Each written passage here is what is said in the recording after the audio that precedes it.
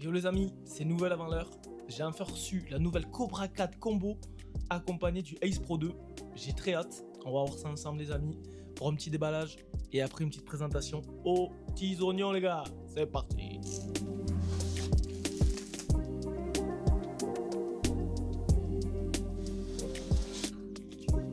Bon là-dedans pareil on connaît les caches, tout ce qu'il faut, la petite brosse, tous les petits outils ainsi que le petit filament pour faire des tests. Juste pour cette étape, faites bien attention, il y a 2 vis à enlever au niveau de la courroie et 2 vis à enlever au niveau du plateau tout au fond là. Ça y est on y est, j'ai enlevé tout ce petit bazar. Voilà, faites bien gaffe, pensez bien qu'il y a tout ça à enlever. Regardez, je vais vous montrer déjà la tête, pas montée, mais plutôt sympa. Alors vous avez juste à la positionner bien droite, vous l'insérez, tac, elle se cale toute seule, faut juste la maintenir avec les mains et ensuite on y insère les vis.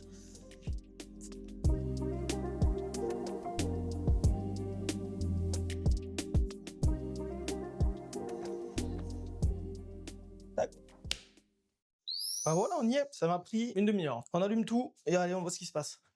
Quand on l'allume la première fois, il faudra choisir sa langue, la zone, il faudra se connecter au Wi-Fi. Ok. Quand vous avez mis le Wi-Fi, on passe directement à l'étalonnage de la machine. Oui, tout bien est enlevé. L'étalonnage de l'appareil commence. Là, il y en a pour 35 minutes. Donc là, on la laisse faire et on se revoit juste après.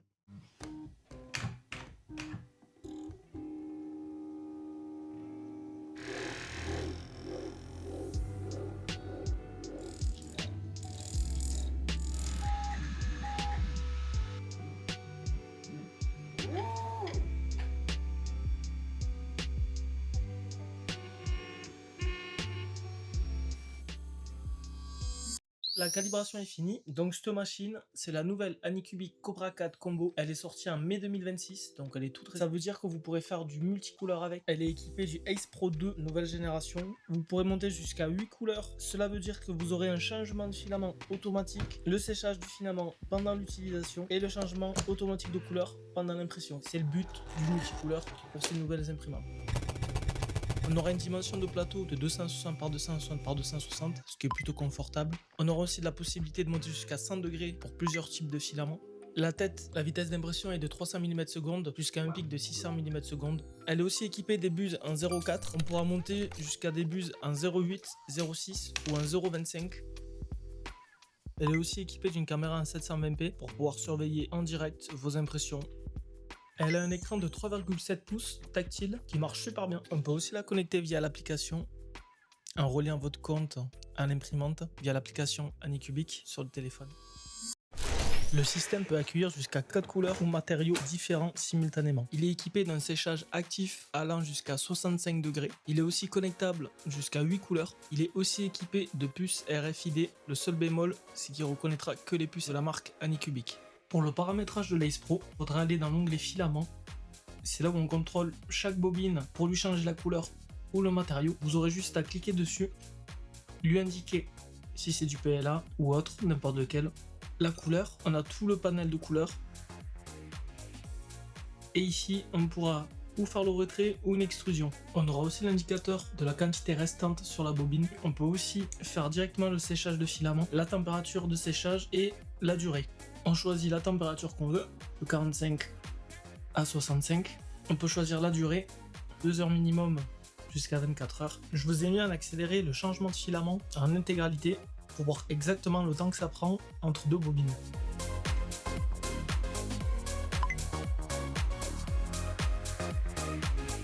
Le gros inconvénient qu'on aura sur ce type de système Ace Pro, c'est que ça rejette des déchets de filament et c'est forcément inévitable si on fait du multicouleur. Donc c'est le prix à payer. Si vous voulez imprimer du multicouleur avec ce système là, vous serez obligé d'avoir des déchets. Donc une consommation en plus de filament, mais c'est à en prendre en compte. Cette Cobra 4 embarque tout de même quelques petites technologies qui vont vous faciliter la vie au quotidien. On peut noter qu'elle embarque déjà le Levi Q3, c'est le nivellement automatique. Elle est aussi équipée du compensation des vibrations.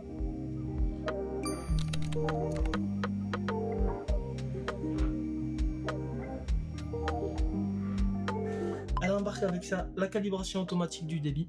Alors j'ai fait 2 tests pour faire la comparaison, je vois pas trop de différence. Il faudrait peut-être faire ça sur une plus grosse pièce. On peut noter une légère différence, mais moi honnêtement je m'en sers pas souvent. On peut aussi voir qu'elle a une détection de fin de filament. Elle nous dira qu'elle a plus de filament dans la machine, ce qui fera une notification. Il faudra nous, après, en réinsérer dedans pour relancer l'impression. Elle embarque aussi une reprise après le courant. Si vous avez une coupure du courant chez vous, elle reprendra son print là où elle s'est arrêtée. Néanmoins, on pourra voir un léger défaut pour celui où il y a eu la coupure de courant. On aura aussi une caméra intégrée directement sur l'imprimante. Celle-ci pourra filmer jusqu'à 720p. Elle a la possibilité de faire du timelapse via l'application. Elle intègre aussi une détection en IA de spaghetti. Il faudra au préalable les activer sur le slicer avant de lancer un print pour pouvoir en bénéficier. On aura la possibilité d'imprimer via l'application Anycubic. Vous aurez juste à la télécharger sur l'App Store et la connecter avec le code barre que vous avez sur l'imprimante. Quand le logiciel l'aura reconnu, vous aurez juste après à aller dans Print et vous aurez accès à des millions de modèles via Maker Online.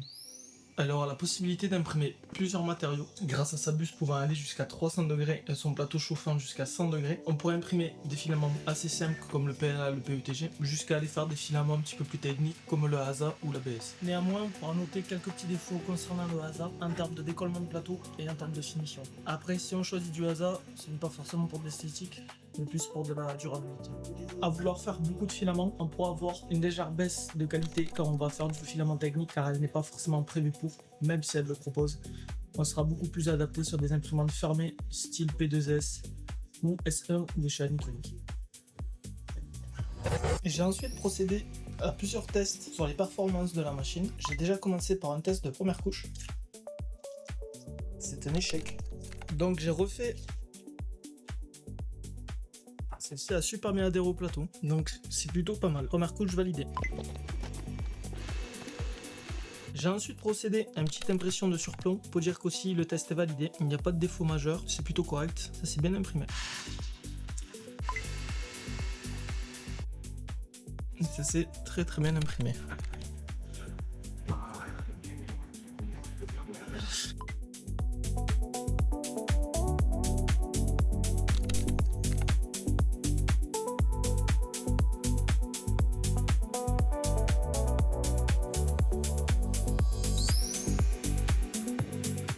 Après tout ça, je voulais vraiment voir ce qu'elle avait dans le ventre. J'ai fait plusieurs exemples. Je me suis acheté le Rode PodMic et pour le fixer, je me suis dit pourquoi pas imprimer le bras. J'ai tout imprimé avec du PETG en noir et en marron.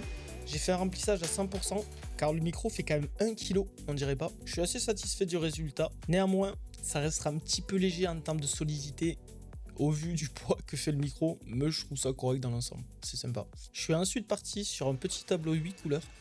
Le résultat est pas là. Je me suis trompé sur la purge, mais bon, c'est pas grave.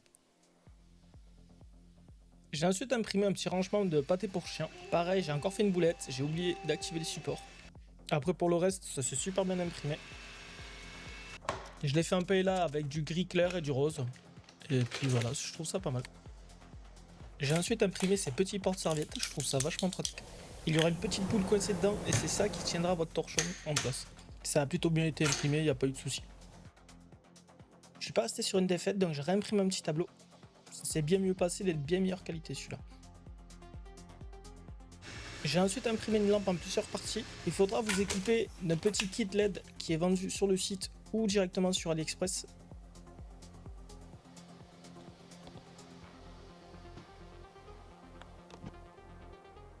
Et pour terminer, j'ai imprimé ce petit porte coton et coton-tige. Passons sur les points négatifs de la Cobra 4. Il n'y en a pas non plus énormément, et il y en a quelques-uns. Au niveau du slicer, quand on exporte un fichier 3MF sur Anycubic, elle lira pas bien le fichier, donc on n'aura pas toutes les informations comme sur le logiciel Bamboolab. Pour faire un exemple, tout ce que le créateur a modifié sur le slicer, on l'aura que sur Bamboolab. Alors que sur Anycubic, on devra nous refaire des réglages et peaufiner un peu. Après, si vous passez par Maker Online, là il n'y aura plus de problème, vous aurez aussi les réglages des créateurs. Je préfère le dire au cas où des gens soient étonnés en passant par Maker Online ou Maker World. Ensuite, il y a la caméra. Bon, elle a le mérite d'y être, elle est quand même utile, mais elle va manquer un petit peu en qualité, je trouve, comparé à la concurrence. Autre petit point, c'est la rapidité avec le Ace Pro. Je trouve que c'est un peu long. Quand on s'en sert tous les jours, ça manque un peu en vitesse, je trouve. Là, comme exemple, elle recalibre toutes les bobines à chaque fois, alors qu'elles sont même pas mises dans la tête, ce qui à la longue est un peu agaçant. Après voilà, je trouve que par rapport aux anciennes générations, cette Cobra 4 redonne un bon coup de souffle et une bonne modernité comparé aux anciennes. Elles sont très faciles d'utilisation. N'importe qui maintenant peut se lancer dans l'impression 3D sans trop se prendre la tête, sans faire de réglages particuliers ou trop chiants. À part huiler les axes de temps en temps, il n'y a aucun réglage manuel à faire maintenant. Elles sont vraiment destinées à un large public. Si vous cherchez une imprimante capable de produire de belles impressions dès le premier essai, avec la possibilité d'imprimer en plusieurs couleurs sans prise de tête, la Cobra 4 Combo est clairement une machine à considérer. C'est tout pour moi pour aujourd'hui. J'espère que ce test vous aura plu. J'ai essayé d'être le plus objectif possible sans trop rentrer dans les détails. N'hésitez pas à laisser un commentaire si vous avez des questions ou des améliorations à me dire. Et je vous dis à la prochaine. Bye!